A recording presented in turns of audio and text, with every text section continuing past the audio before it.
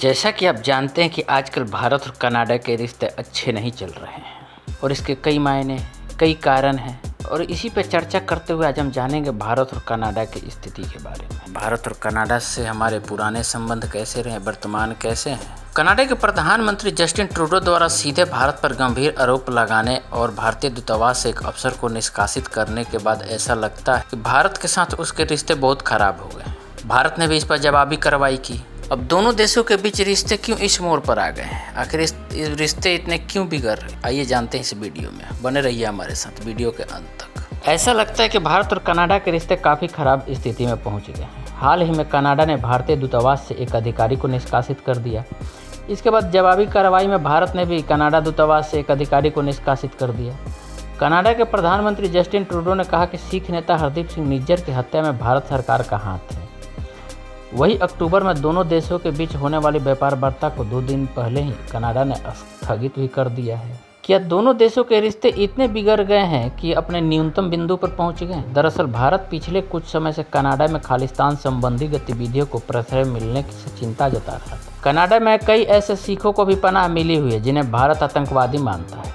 जब पिछले दिनों कनाडा के प्रधानमंत्री ट्रूडो दिल्ली आए तो मोदी के साथ उनकी बातचीत में इस बारे में चिंता जाहिर की गई।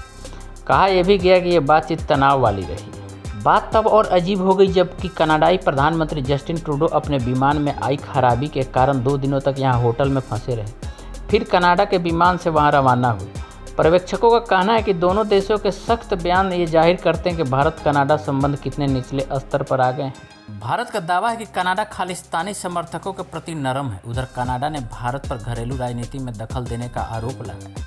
उसी भी ज़्यादा गंभीर आरोप ये कि भारत ने ही उसके देश में एक सिख नेता हरदीप सिंह निज्जर की हत्या कर दी। ट्रूडो के कार्यकाल में यूं ही भारत के संबंध कनाडा से काफ़ी ठंडे रहे हैं। हालांकि भारत और कनाडा के बीच बड़े पैमाने पर व्यापार होता है। काफ़ी संख्या में भारतीय वहां रहकर व्यापार या नौकरियां करते हैं।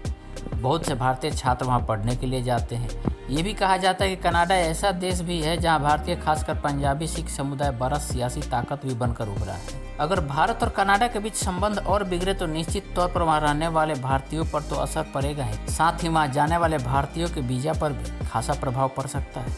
पिछले दिनों कनाडा में भारतीय विरोधी प्रदर्शन भी खूब देखे। भारतीय अप्रवासियों पर खालिस्तान समर्थकों द्वारा हमले की भी खबर है, लेकिन कनाडा अनसुना करता रहा है भारत का। भारत लगातार कनाडा से कहता रहा है कि कनाडा में रहने वाले खालिस्तान परस्त सिख अलगाववाद को बढ़ावा दे रहे हैं, भारतीय राजनयिकों के खिलाफ हिंसा भड़का रहे हैं, राजनयिक परिसरों को नुकसान पहुंचा रहे हैं, कनाडा में भारतीय समुदाय और उनके पूजा स्थलों को धमकी दे रहे हैं। संगठित अपराध, ड्रग सिंडिकेट और मानव तस्करी के साथ ऐसी ताकतों का गठजोड़ कनाडा के लिए भी चिंता का विषय होना चाहिए। ऐसे खतरों से भारत पिछले कुछ समय से कनाडा को आगाह करता रहा है। हालांकि ये भी माना जाता रहा है कि कनाडा इस दिशा में कुछ ज़्यादा नहीं कर रहा है। मुझे तो ऐसा लगता है कि आने वाले समय में कनाडा का भी हाल पाकिस्तान जैसा ना हो जाए। कनाडा जिन खालिस्तानियों को शरण दे रखा है कहीं उसके लिए गले की फांस न बन जाए वो खालिस्तानी। ये तो आने वाला समय ही बताएगा। फिलहाल आते हैं मुद्दे पे। G20 के बाद जब एक संवाददाता सम्मेलन में ट्रूडो से पूछा गया कि मोदी के साथ उनकी सार्वजनिक बातचीत अजीब और अव्यवस्थित क्यों थी, तो उन्होंने कहा कि हमें गंभीरता से स्पष्ट बातचीत की। इस बात के मायने भी अलग तरह से निकाले गए। अब साफ जाहिर है कि कनाडा लौटते हैं जिस तरह की कार्रवाई भारतीय राजनयिक के खिलाफ कनाडा ने की वह भारत के साथ उसके तल्ख हो गए रिश्तों का संकेत है। कई थिंक टैंक और विदेशी मामलों के एक्सपर्ट कह चुके हैं कि ऐसा महसूस हो रहा है कि दोनों देशों के बीच सब कुछ ठीक नहीं चल रहा है। उनके रिश्ते खराब स्थिति में हैं। दोनों सरकारें काफ़ी तनावपूर्ण संबंधों से गुजर रही है। हालांकि बड़ी संख्या में भारतीयों का कनाडा में होना ऐसी तनाव वाली स्थितियों के बीच बेहतर नहीं हो।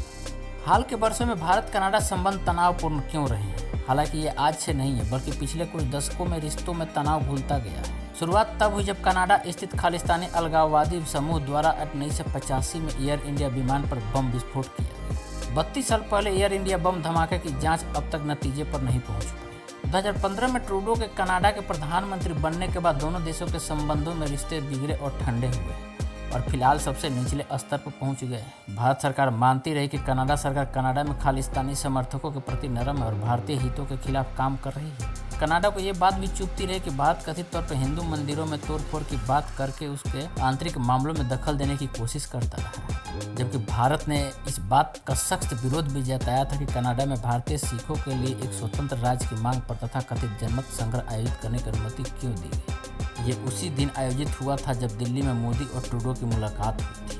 राजनीतिक विश्लेषक मानते हैं कि वोट बैंक की खातिर ट्रूडो की लिबरल पार्टी कनाडाई सिखों और कनाडाई सिख राजनेता जगमीत सिंह की न्यू डेमोक्रेटिक पार्टी के समर्थन पर निर्भर है। सिंह ने एक बार खालिस्तानी अलगाववादी रैली में भाग लिया था।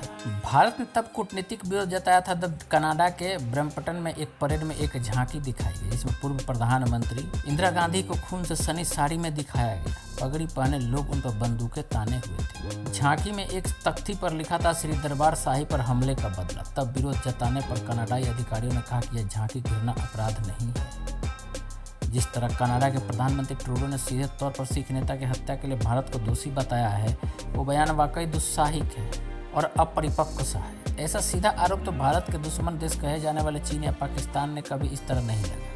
ये कहकर ट्रूडो इस तरह पेश आए मानो वो भारत के साथ खुद रिश्ते खराब करना चाहते हैं और दुश्मनी के रवैये पर उतारू हैं। एक नेता के तौर पर ट्रूडो ने इस पूरे मामले में खुद को जैसे पेश किया है वो आमतौर पर किसी बड़े देश के राष्ट्र प्रमुख में कम नजर आता है। जब जयान चेरेतिन 1996 में भारत का दौरा करने वाले पहले कनाडाई प्रधानमंत्री बने तो इसे काफ़ी हद तक पिछले दशकों में द्विपक्षीय संबंधों को हुए नुकसान की मरम्मत के प्रयास के रूप में देखा गया था। शीत युद्ध के वर्षों के दौरान संबंध तनावपूर्ण हो गए थे, जब सोवियत संघ के साथ नई दिल्ली के मधुर संबंधों को संदेह की दृष्टि से देखा जाता था।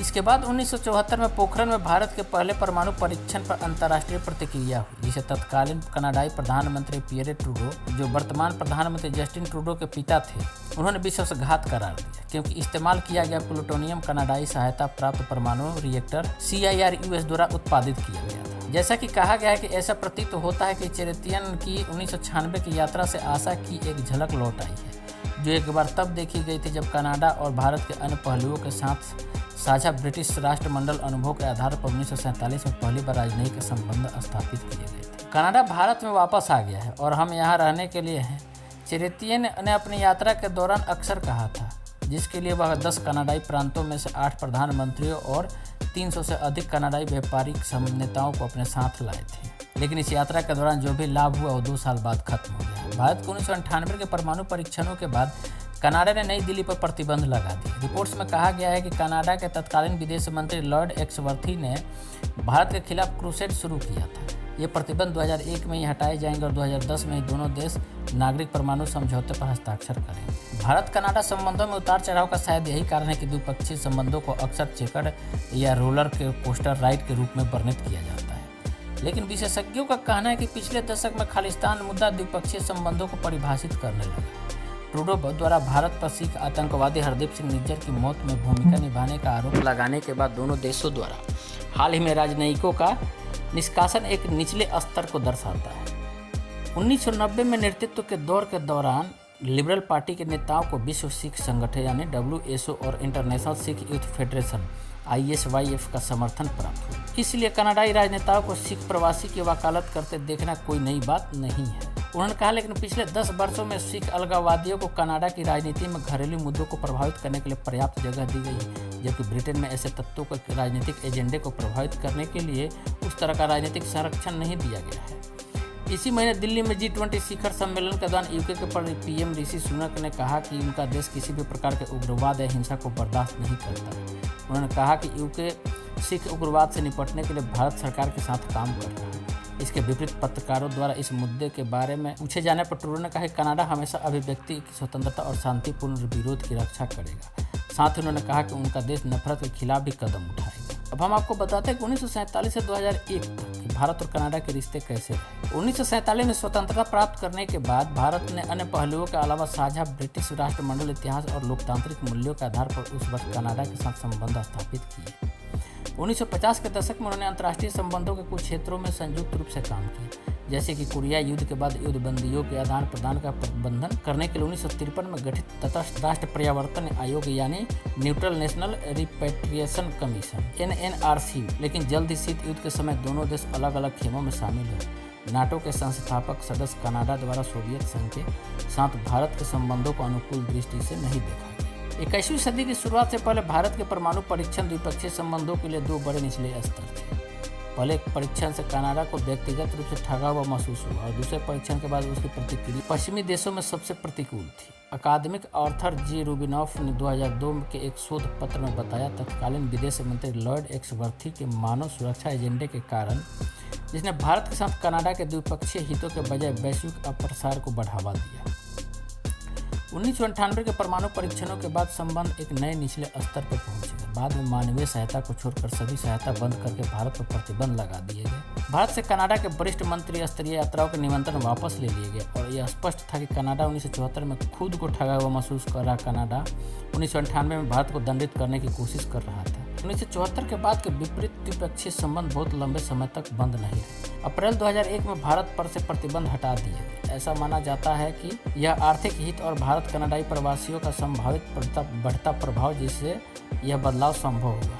2003 में जब उन्होंने दूसरी बार भारत का दौरा किया तो ज्या चेतेरिन ने स्पष्ट कर दिया कि वो भारत के साथ कनाडा को आर्थिक संबंधों को सुधारना चाहते हैं। भले ही भारत ने अपनी अर्थव्यवस्था को उदार बनाने के लिए एक दशक बाद उन्होंने भारतीय और कनाडाई कंपनियों के बीच नई कई व्यापारिक सौदों पर हस्ताक्षर करने के बाद कहा, भारत दुनिया का सबसे बड़ा लोकतंत्र और दक्षिण एशिया में कनाडा का सबसे बड़ा व्यापारिक भागीदार है।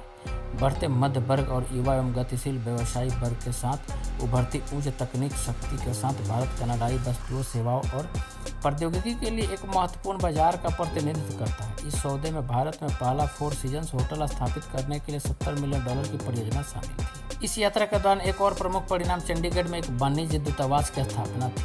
कहने की जरूरत नहीं कि चेरेटिन पंजाब और स्वर्ण मंदिर का दौरा करने वाले पहले कनाडाई प्रधानमंत्री बने। घर वापस आकर सिख प्रवासी ने लिबरल पार्टी के लिए एक महत्वपूर्ण मतदाता आधार बनाया और WHO, ISYF और BKI जैसे भारत प्रतिबंधित संगठनों के साथ पार्टी की बढ़ती निकटता अब कोई रहस्य नहीं थी। उस समय कनाडा में रहने वाले सिखों का अनुपात राष्ट्रीय जनसंख्या का लगभग 2% था। भारत में रहने वाले सिखों के प्रतिशत से थोड़ा अधिक था।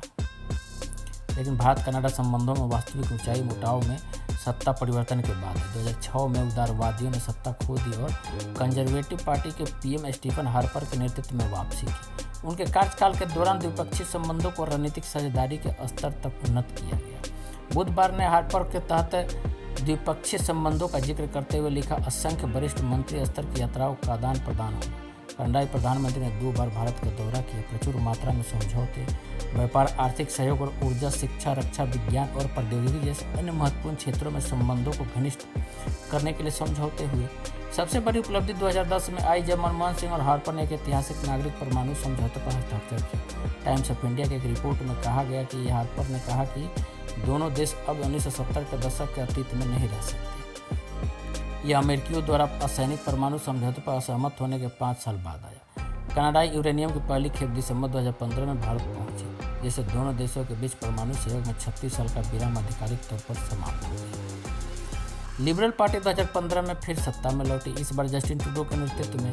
इसी तरह 2014 में नरेंद्र मोदी के प्रधानमंत्री बनने के साथ नई दिल्ली में भी बदलाव देखा गया।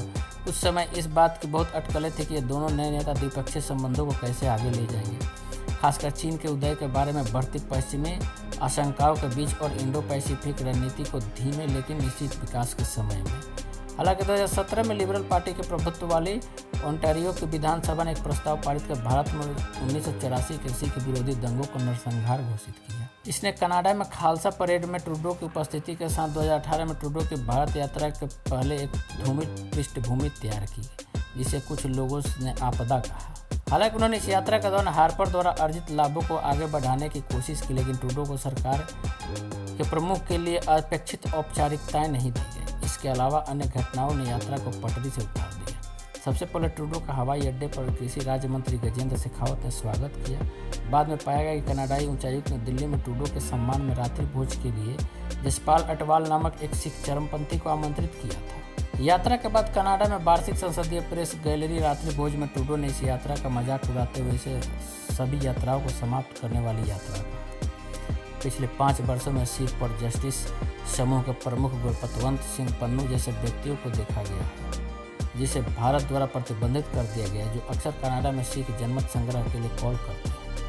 जर्नल सिंह भिंडरावाले और एयर इंडिया के बॉम्बर तलविंदर परमार सहित सिख आतंकवादियों का महिमा मंडन करने वाली परेड अक्सर ब्रैम्पटन जैसे क्षेत्रों में होती है, जहां बड़ी सिख आबादी रहती है। भारत ने बार बार कनाडाई अधिकारियों के समक्ष ऐसे प्रदर्शनों को जगह देने का मुद्दा उठाया है। खैर, अगर भारत कनाडा के संबंधों से जुड़ी जानकारी आपको अच्छी लगी हो तो चैनल को सब्सक्राइब कर लेना, वीडियो को लाइक शेयर कर देना।